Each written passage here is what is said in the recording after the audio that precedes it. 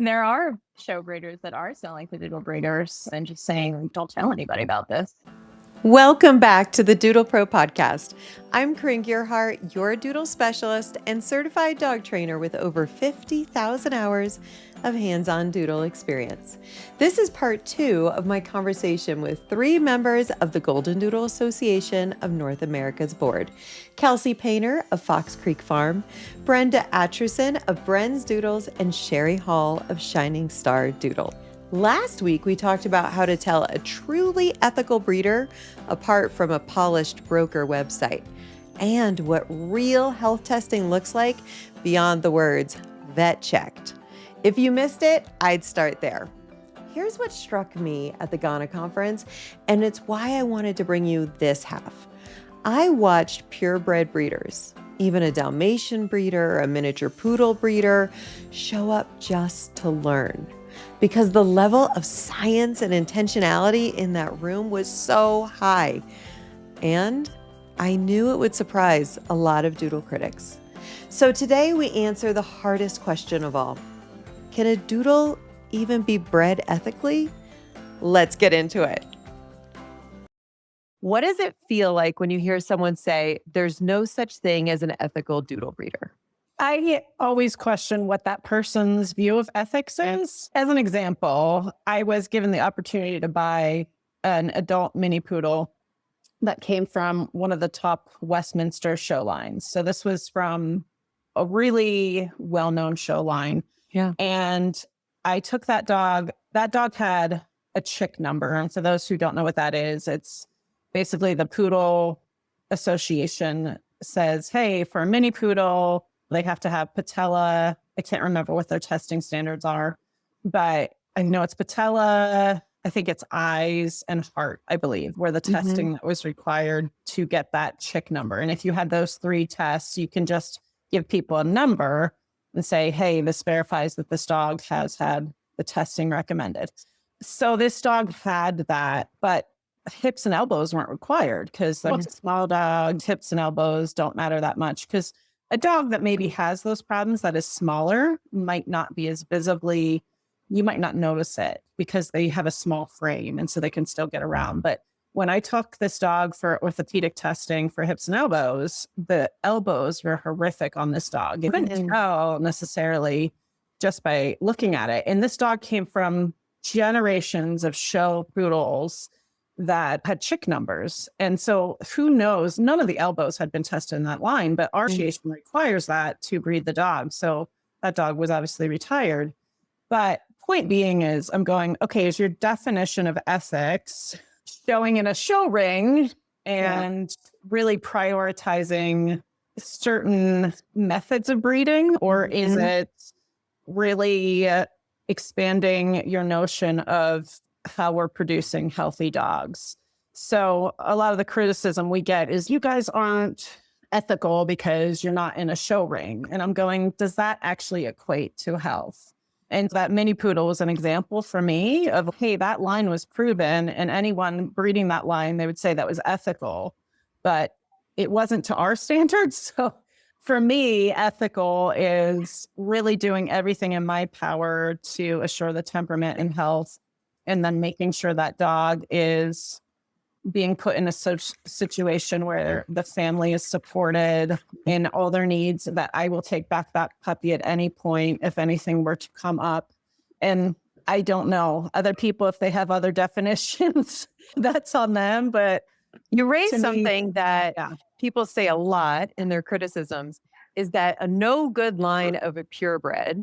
So if we're looking at Goldendoodles, no breeder of a golden and no breeder of a poodle that have a good, healthy line would dare sell to a Doodle breeder.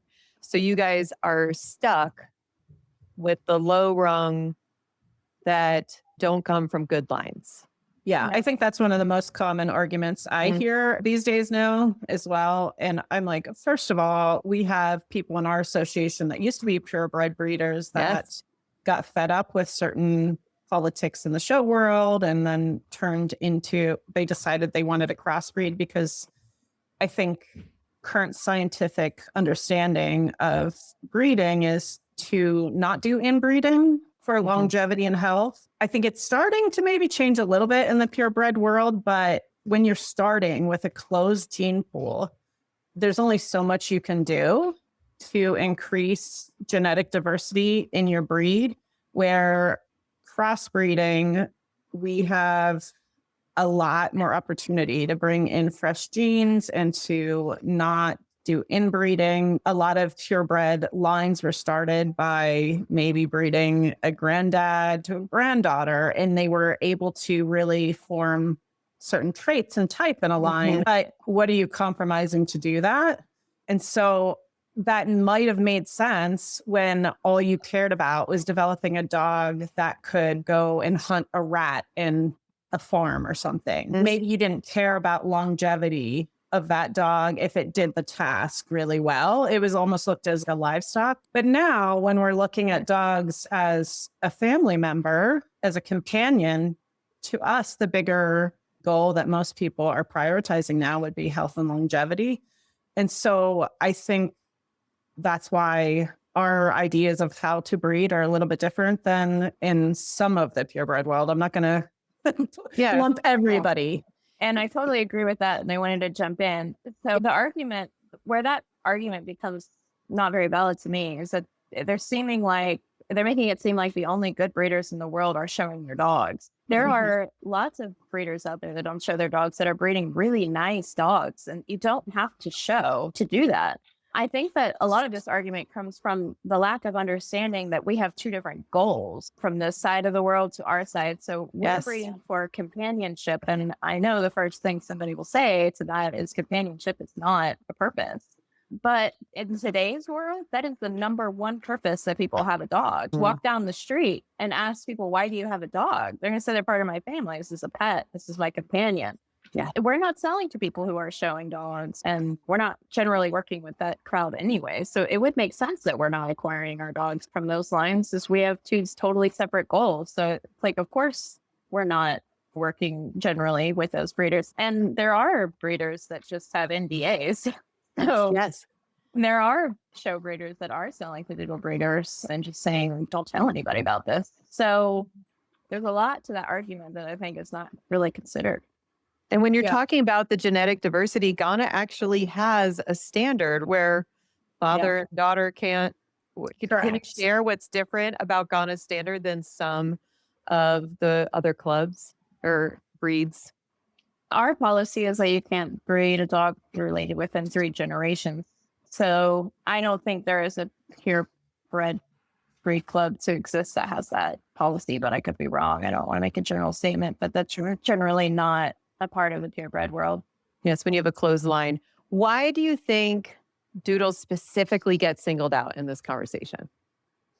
It's just been an explosion of them. And we definitely are not saying that there aren't doodle breeders out there that are doing this right. But there are breeders in every breed that are not doing this right. So it's not really something that can be singled out to Goldendoodles. It's just that there's so many Goldendoodles that maybe some people are just starting to question, why would you make more? And our argument is we're going to make more, but we're going to do it under better breeding practices with a code of ethics and standards. And we're going to be guiding people on how to do it right. So and your purpose really seems to be targeting the quality over quantity. Absolutely. Yes. Yeah. And which is so wonderful for us bringing these pups into our homes. I had a standard poodle, Hershey, and she was purebred, came from what I thought was a decent line. She died at 4 of a congenital issue that if she had the full panel of testing, I didn't know. I wouldn't choose not to have had her in my life, but if I were to have started over with being able to pick my next pup, I picked a health tested pup. And she was a nervous girl, lots of submissive peeing. We had to work really hard to build up her confidence with her temperament. And I don't have to do that with my Cavapoo. I think that Goldendoodles are just here to stay. So you might as well get behind people who are wanting them to stay and do well. Yeah. And Goldendoodle, this is not a fad. I think a lot of people think that this will just go away. It's not going to happen. So like I said, you might as well stand behind the people who recognize that there could be an issue and they want to fix that issue. And I can Yeah. say there were breeders of purebreds at Ghana who I chatted with, and they were so warm and excited to be there. But they did say, don't use my name because politically Yeah. it would get used against me that I was here. A show world could destroy a poodle breeder Yeah. who sold a poodle to a Goldendoodle program. And if that's within your ethics, there's nothing wrong with that. But destroy somebody else for doing something was interesting to me. But What do you say to doodle parents who've been shamed for their choice of choosing a doodle? When I first bought a Goldendoodle in 2005 or whenever it was, I was shamed for the cost. But I have special needs children with neurodiversity, and I had researched a Goldendoodle, and I had actually Googled it, and it said it was a perfect family companion. Had the smartness of a poodle, and you had that lovable personality of a golden retriever, and that's what I wanted. I had Carillion bear dogs before that, and that's why I now have a Goldendoodle. I wanted a companion that wouldn't eat my friends or my friends' animals or dogs, and that's how it started for me. It was the perfect companion with a wonderful temperament, and we are providing dogs for families to be their family member. And a lot of these families are first-time dog owners. Yeah. The temperament of your dog is really important. And that's really a big part of my work, is because some of the kind of branding in the beginning was that you get these great traits, the affability of the golden, just with non-shedding, or just pulling one trait from each.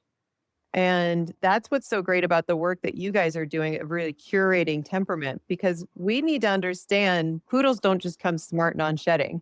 They also come with some anxiety. We have the athleticism, the higher energy, the longer puppyhood, just understanding the full breadth of what comes into these pups. And that's what I love about the work you guys do of sticking with these families and helping them through. It's not always easy bringing a doodle puppy home or bringing any young puppy home. And you're really invested in their family success. Yeah, for sure.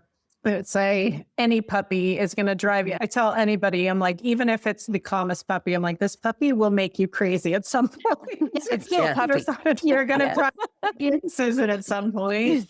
I'm right. Yeah, like, puppy blues can really happen. Yeah. Yes. Beyond health testing, what does ethical breeding include that most doodle parents don't know to ask about? I think that's a little bit what I was touching on earlier. And how will that breeder take back that puppy at any point? Will they be there for you with any questions? Do they have relationships with trainers that could potentially help you in a crunch? Do they really have the expertise? Because there's a lot of breeders that I have seen out there, or that gone to purchase from, that literally have no idea what they're talking about. Yeah. Maybe they're venturing in and they just really haven't done the research on temperament. Do they understand the dogs they're producing? That's why I was saying, do they have clear goals of what they're aiming for? I think that's the number one thing. I was trying to help a breeder one time that was asking my opinion on what two dogs this person they should breed together. And I was like, what are your program goals? And they're like, you're assuming I have goals. Big and choice of who you care. And that's where I think a lot of times the doodle breeders are criticized fairly, I think, because they're just breeding for aesthetic reasons. There's a lot of that happening where there's trends of chocolate doodles right now, Merle, Phantom. And it's not that you can't get those dogs ethically with all the things we're talking about, but I do see a lot of people just jumping on a trend, and they'll just find any dog out there that has that look and breed it together. And I've seen some really bad pairings temperament wise, where they're not looking into that lineage and really saying, hey, is this dog, ask that breeder, what are the bad parts of the line that you're trying to mitigate when you're breeding? Yeah. No dog is perfect. And that's what I always try to tell anybody. I'm like, every good trait has a flip side. A really human focused dog could be prone to separation anxiety. And like, but Yes. that dog can be also super trainable because they want to please you. So so a lot of times customers will come and they'll say, I want mellow. And I'm going, okay, what is your lifestyle? I've had parents with kids that are very high energy that are like, I just want a really mellow dog. And I'm like, the dog has to be able to handle your kids as well. And so I really have to explain how that pairing will work so that the dog's not overwhelmed, so the kids aren't overwhelmed, and really trying to help them mitigate that situation together in a way that works for everybody. And they understand the bad things of bringing a puppy into that situation as well as the good. So you don't want a breeder that's just telling you all good things about their dogs. Or what color are you looking for? Yes. So I don't know. You want somebody that can tell you the good and the bad, that knows the bad parts of their dogs as well as the good parts, and is thoughtfully pairing them to complement each other and is telling you exactly why they're pairing those two dogs. And a broker can't do that. Right. That's not possible. And part of my job, there's a trend. We talked about Merle a little bit. Sheepadoodles are having a big moment. People are like, I love that silver and white coat with the blue eyes. Okay, but we're not just picking between, they're gorgeous, but we're not just picking between a Phantom Australian Labradoodle and a Sheepadoodle based on coats. These are very different crosses, very different temperaments, and Doodles, they're all adorable. That's just a given. But let's take that part away. What is our life going to be like together the next dozen years? Hopefully more. And I love that you're able to give them that realistic piece. When breeders are talking about enrichment protocols like ENS or puppy culture or Avidog, what does that mean and how does that shape a dog's life? Brenda, why don't you answer? All right, thanks.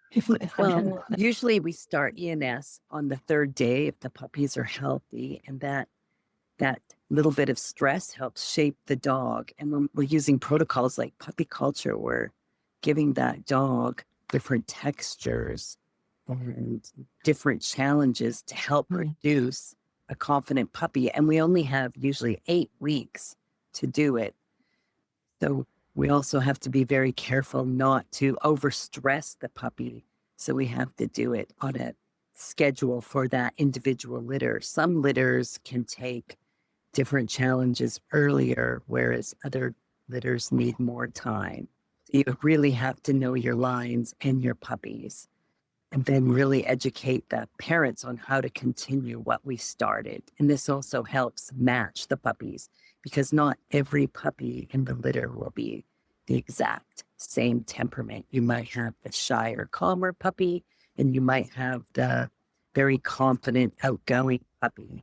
So you want to really match those with the parents. And it's also a snapshot, that puppy at that time. It doesn't mean that little shyer, calmer puppy is always going to be that way, because confidence can be improved on.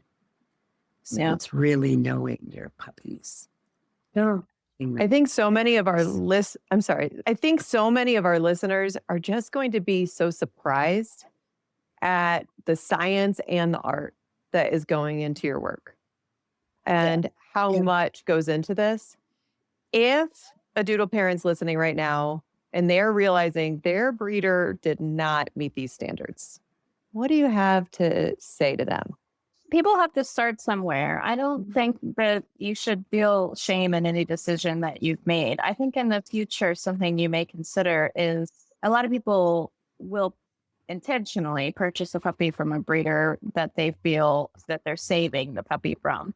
I think that if you ever come up to a crossroads of that, you consider to yourself that you're actually putting money in the pockets of the individuals who are creating environments for puppies that you feel like you need to save. Yeah. That's something I talk a lot about, but there's no reason for anyone to ever shame anybody for a past purchase that you've made. We all need to start somewhere. I think maybe just next time you are looking into purchasing your puppy, you ask yourself these questions and you touch base with the Goldendoodle Association North America if you're looking for a Goldendoodle, and you start your search with the list of breeders that are currently in the association. Yes. And if you could leave parents with one thought after this conversation, and thank you for that grace that you're giving there, Kelsey.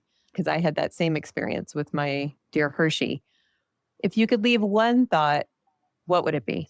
I think my suggestion to families looking for a puppy would be to put the asset aside, the color, the coat height. I spend a lot of time talking to families about how you're looking for a match for your family, and a breeder that you're working with that has the same desire, they are going to tell you, set aside the aesthetics.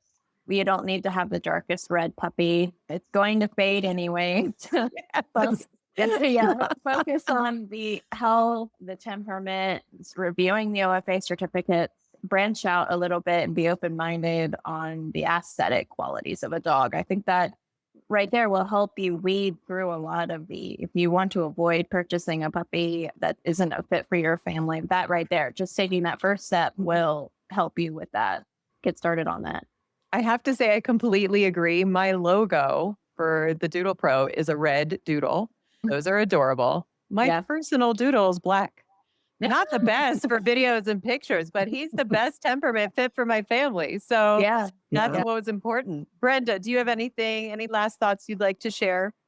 For doodle parents, once you buy a GANA puppy, then you really need to focus on socialization of that before that first 16 weeks. And socialization does not mean meeting other dogs. It actually means exposing the dog to many life experiences. That's the biggest mistake I see families make. Yeah, we don't need to flood them. We need to have some positive deposits. Yeah. And call a trainer like yourself. Get on board. Call the Doodle Pro. Thank you. And Shari, do you have any last thoughts? Yeah, just to piggyback off of what Brenda said, I've been pushing I'll give a plug for the Doodle Pro. I didn't ask for this. I think schedule is so important with doodles and golden doodles and really any puppy, honestly. And that's one of the big things I drive home with my customers is I think that one of the biggest mistakes people make is overstimulating their puppy and not teaching calmness. You can do everything right. You can have a breeder that did everything right. But then if you don't focus on teaching calmness, you're not going to have a calm dog. Yeah. So they are very smart dogs and you are training them at all times. And so you're either training the right thing or the wrong thing. And Amen. I just think being prepared when you get your puppy is a huge thing for me. And yes, that's why I love supporting what you do as well. Yeah. You're very kind. I must say, for our doodle breeders that are listening, I know we usually have mostly doodle parents, but we have pet professionals from all over. If you are wanting mentorship, I'll put in the show notes how to get in contact with GANA. And if you are already reaching their health standards, GANA has a discount for $100 off just when this airs for new members joining their program. Thank you for welcoming me to this last conference. Coming. I hope this conversation did for you what it did for me, which is replace judgment with understanding. These breeders are pouring science, heart, and real accountability into giving your family a healthy, well-matched companion. If you're looking for a breeder you can trust, all 3 of today's guests are part of my Gold Standard Circle, my invite-only network of ethical doodle breeders.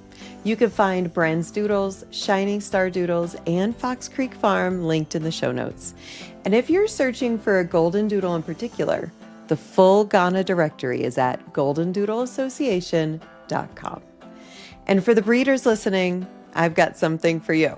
While these episodes are fresh, GANA's offering you $100 off the kennel application, bringing it to just $99. Use the code podcast2026 at goldendoodleassociation.com.